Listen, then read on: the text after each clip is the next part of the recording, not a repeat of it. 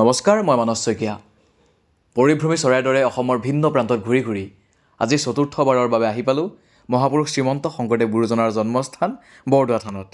বৰদোৱা থানলৈ মন আছে যাবলৈ, মধুময় হৰি নাম প্ৰাণ ভৰি ল'বলৈ।